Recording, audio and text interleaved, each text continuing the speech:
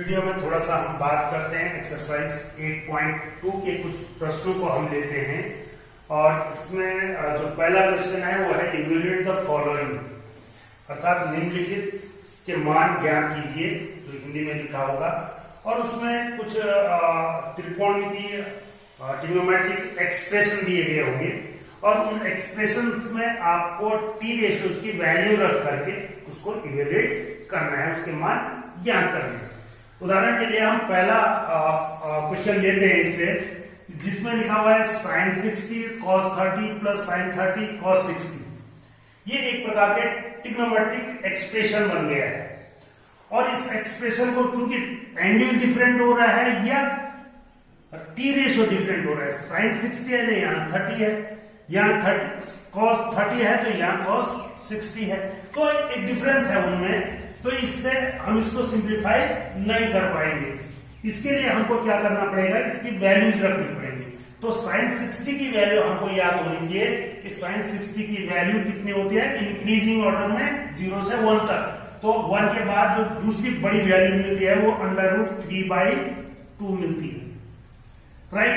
और जो इसका 60 होता है वो इसका cos का 30 होता है, तो √3/2 प्लस sin 30 का मान क्या होगा, 30 का मान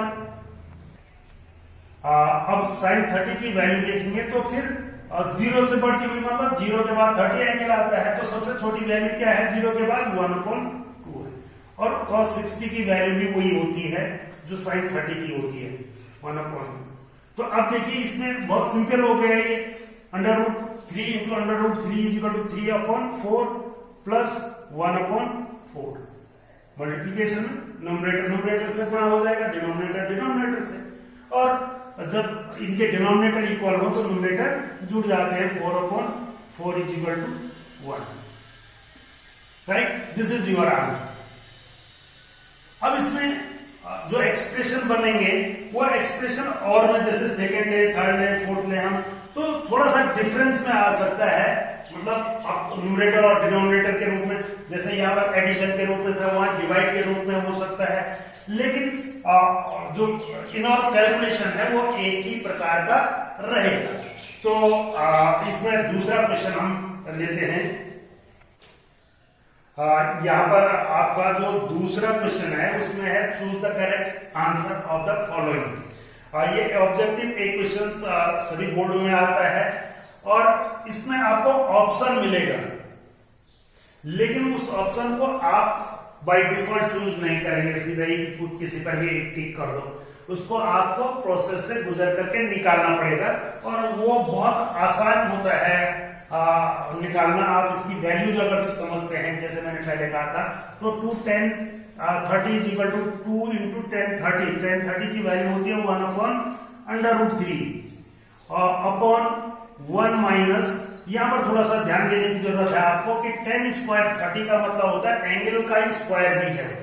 एंगल का स्क्वायर मतलब कहीं पर भी tan थीटा का होल स्क्वायर अगर लिखा हुआ है, this is equal to tan² theta.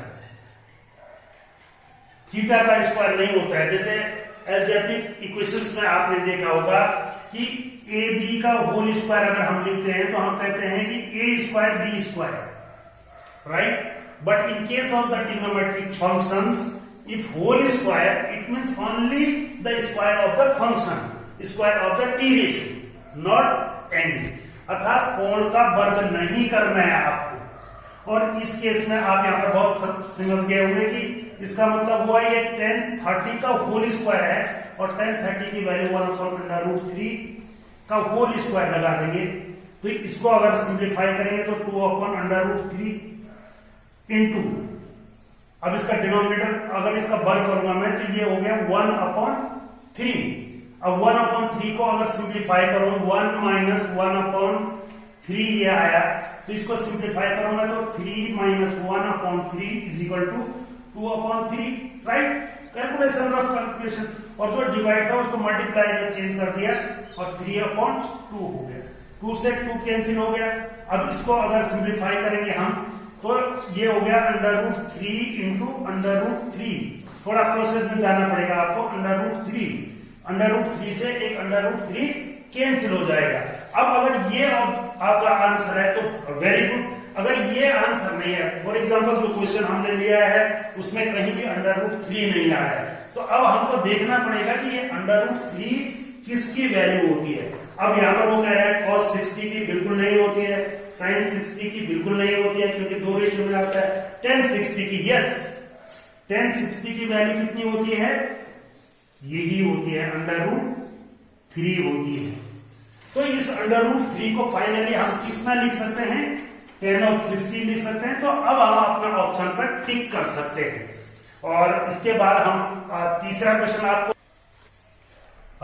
ये तीसरा क्वेश्चन हम इस एक्सरसाइज का देखते हैं कि if tan a plus b is equal to √3 tan a minus b is equal to 1/√3 and 0 is less than equal to a plus b is less than equal to 90 degree, find a and b। इसका मतलब direct क्या बात आ रही है कि ये एक प्रकार से राइट एंगल ट्रायंगल्स का केस ले सकते हैं हम इसमें, कि ये ए एंगल है और ये बी एंगल है और ये सी एंगल है, ये राइट एंगल है। तो इन दोनों की वैल्यू, इन दोनों का सम क्या आएगा, 90 और 0 के बीच में आएगा। तो हमको इसको फाइंड करना है। इस केस में अगर ये दोनों एंगल हैं तो इस केस में हम कह सकते हैं कि tan a plus b is equal to 90 तक की वैल्यूज के लिए हमने √3 की वैल्यू हम जानते हैं कि इन टर्म्स ऑफ tan क्या होती है, tan of 60, राइट। और जब tan a plus b is equal to tan 60, it means angle, what is the angle, a plus b is equal to 60 degree, right? Question number 1, simple. And second is tan a minus b is equal to 1/√3 और 1/√3 की value है tan of 30। तो 10 से अगर आप 10 cancel कर दें या ये कहें कि ये 10 तो एंगल को कंपेयर करेंगे तो a minus b is equal to 30। Equation number 2। अब ये लीनियर इक्वेशन इन 2 वेरिएबल हो गया, दोनों को ऐड कर दीजिए, कितना आ जाएगा, 2a इज इक्वल टू 90, तो a इज इक्वल टू 45। और ये जस्टिफाई भी कर रहा है, b इज इक्वल टू कितना हो जाएगा, a की वैल्यू यहां पर रख दो मैं और इसको सब्ट्रैक्ट कर दो तो ये कितना हो जाएगा, 15 डिग्री।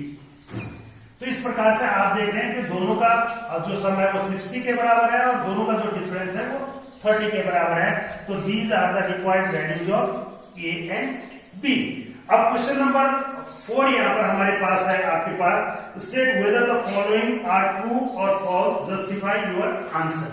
तो पहले में आप देख रहे होंगे sin a plus b is equal to sin a plus sin b। लो, किसी भी ट्रिग्नोमेट्रिक फंक्शन में ऐसा नहीं होता है कि sin a plus b या cos a plus b है तो आगे जाकर के इसको डिस्ट्रीब्यूट कर दो। डिस्ट्रीब्यूशन लॉ इस पर लागू नहीं होता है कि this is equal to sin a प्लस sin b, ये इसमें नहीं होता है, तो ये नॉट इक्वल टू आएगा, ये सही नहीं है। दूसरा है the value of sine theta increase as theta is increase. Yes, हमने कहा था कि साइन की वैल्यू 0 से और 1 तक इंक्रीज करते हैं 90 के केस में इन फर्स्ट क्वार्टर। दूसरा the value of cos theta increase as theta is increase, no decrease होती है 1 से और 0 की तरफ। अगला sine theta is equal to cos theta, sine theta is equal to cos theta, not always, हमेशा नहीं होता है, कुछ एंगल्स के लिए। जैसे आपने देखा होगा 45 डिग्री पर है, अगर दोनों का 45 डिग्री पर वैल्यू सेम है लेकिन 30 डिग्री पर, 60 डिग्री पर, 90 डिग्री पर, 0 डिग्री पर नहीं है, तो not for all values of theta, theta की सभी वैल्यू के लिए ये सत्य नहीं है। अगला इसमें क्वेश्चन है कि code a is not defined for a is equal to 0। Yes, अब अगर a is equal to 0 है तो कॉड की वैल्यू डिफाइंड नहीं है, दिस इज ट्रू, और वो आप दिखा सकते हैं जो हमने प्रूफ किया था। तो आई थिंक इस एक्सरसाइज के सभी क्वेश्चन आप अब आराम से कर पाएंगे। Thank you.